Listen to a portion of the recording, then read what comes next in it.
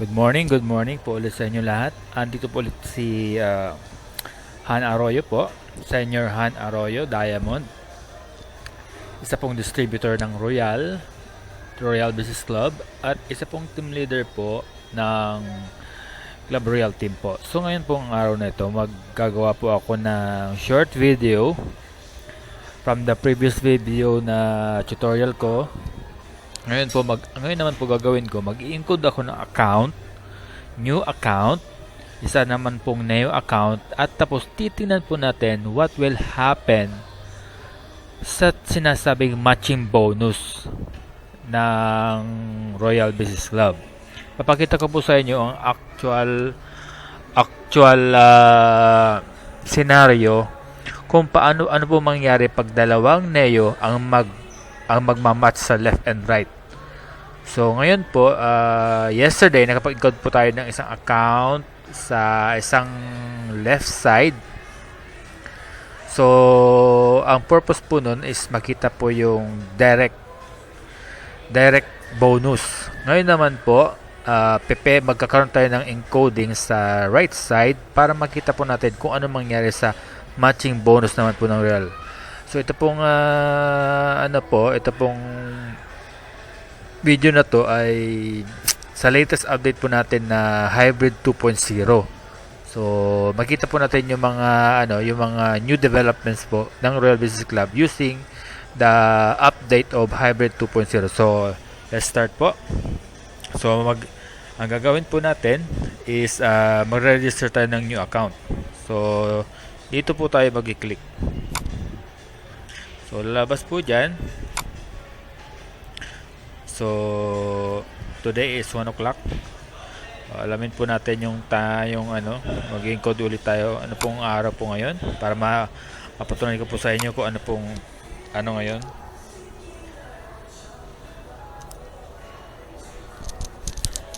Ayan po, Wednesday 29. Okay. So ayan po. So March 29 na po, end of the month ng 2017. So encode po tayo ng bank account. May bago naman po kasing na member po ang ating partner na si Miss Jacqueline Espinosa. So ang pangalan po niya is Maria Catherine Martinez Inchong. So reminder ko lang po ulit, bago po kayo mag-encode ng account, always refer po muna kung sino po ang sponsor. And then after malaman niyo po yung sponsor name, i-check nyo po yung position po nun. Ang position po nun makikita po sa account po ng mismo sponsor or ibibigay sa inyo ng upline nyo kung saan kayo encode, sa left or right. So since ngayon po ay encode natin niya sa right, binigay na po sa akin kukunin ko po yung account ID ni Jacqueline, which is PHN 1003889. At bumili po tayo ng new Neo account. So ang Neo account po, meron din po yung new code. So i-encode mo natin yung Neo code under the account po bilang downline po ni Miss Jacqueline. So start po. Okay, after nyo makuha po yung position ng ilalagay natin dito sa position. Kailangan nyo po yung upline ID na si Jacqueline. Ayan, tapos yung position po niya. Okay? Yun po kailangan nyo muna i-check before kayo mag-encode. Okay? So, since nakuha ko na po yun, let's proceed. So, ang name po niya is Maria Catherine. Ang new member, middle name Martinez, and last name is Inchong. Lagi po kayong huwag magkakamali po dito kasi mahirap po magkamali po sa encoding, lalo sa mga pangalan. Okay, ang upline ID po niya is PSN 1003889. Same din yung sponsor po niya, si Catherine. So PSN 1003889.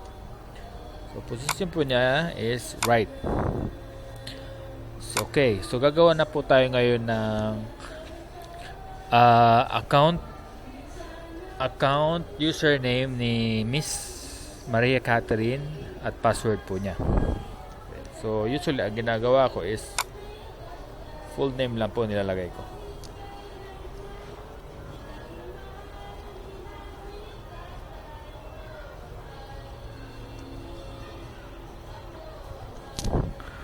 I will check Maria Catherine Insyong.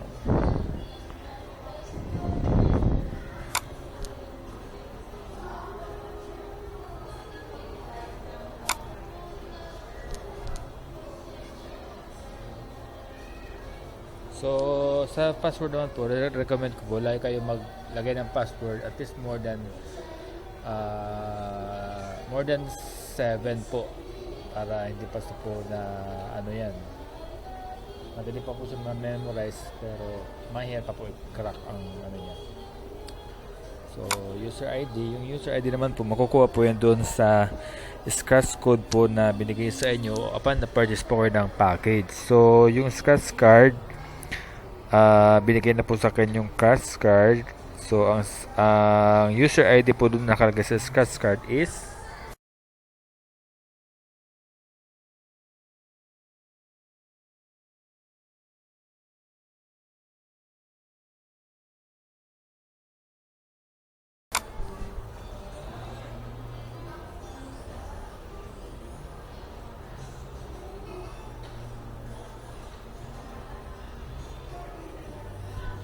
so malalaman nyo po yung NEO kasi ang first 3 alpha digit po niya is PSN, which is Philippine NEO.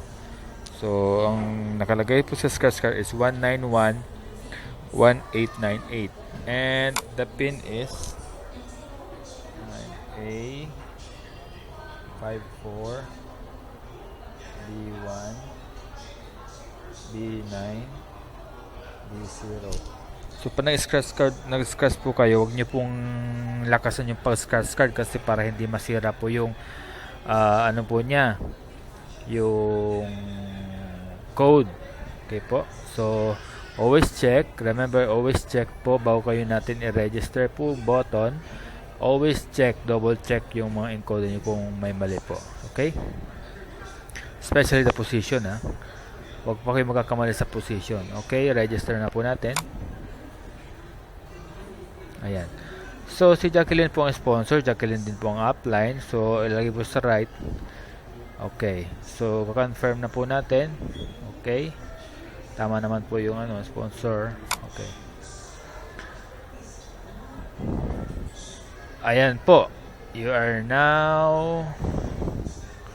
Okay, ayan na. Success. Close. So, that's it. Ganun lang po. Mag-encode po ng new account. So, ngayon naman po, papakita ko sa inyo kung what happened sa pag-encode po natin. Kung how much po ang kinita po ni Miss Jacqueline sa pag-pairing po nung sa bago natin kaka-encode pa na si Catherine Martinez Insyong. Okay po?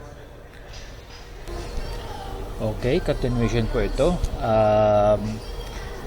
So ngayon po, ang gagawin po natin, i-check po natin kung how much yung pong kinita ni Miss Jacqueline as upline doon sa kaka-encode pa lang po natin na new downline niya na si Maria Catherine.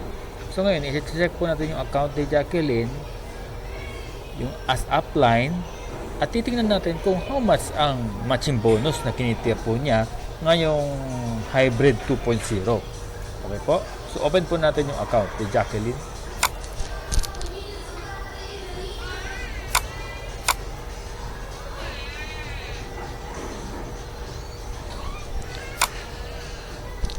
Let's see po. Ayan. So ito po si Miss Jacqueline. So once you open the account, ayan po, may lalabas po din ng mga messages from our memo, from our main office. Close lang po natin yan. At yung mga reminders po natin later.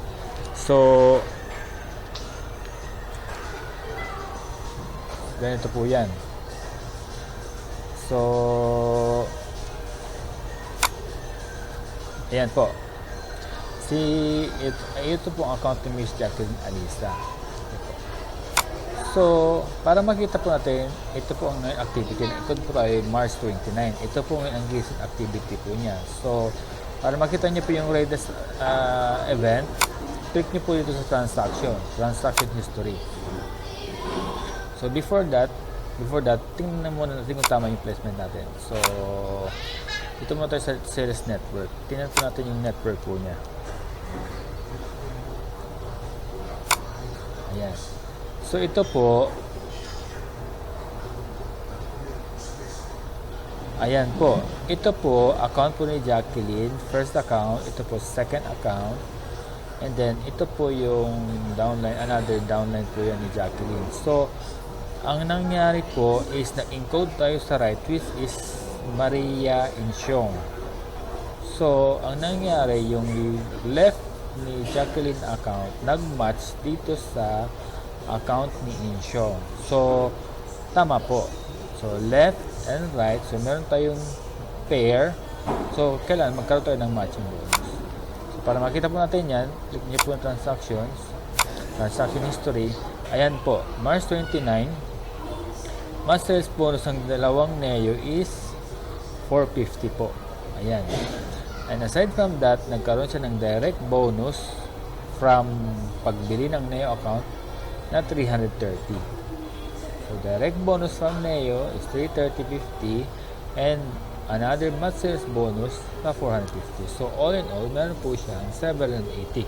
Sa kaka-encode pa lang po natin new member downline na si Miss Maria. So, yun po pagandaan po ng Royal. Meron ka ng direct income, direct sell income, direct income po sa new member at meron pa siyang, pag nag-pair po siya, may additional pa na matching sales bonus. So, pinakita ko po sa inyo yung dalawang bonus live, actual, na nakita nyo po sa account po ng ating pong Royal Business Club. So, yan po. So, look out po natin. At least, nakita nyo po kung paano ba ang nangyayari sa bawat pagdami po ng mga downlines po natin. Kaya tuloy-tuloy po tayo. Pag-guys po sa bawat po kasi na-encode ng mga packages or members po natin below at natin, kumikita po tayo po dito. So this is Hani Arroyo, your team leader from Club Royal. I hope nakatulong po ito sa inyo para mabigyan kayo ng mga tamang eye view sa at tuturuan po tayo na maging aware po sa ating kinikita po sa online account po natin sa Royal Business Club. So, thank you very much. Abangan niyo po ulit ang mga susunod ko po mga video. Thank you.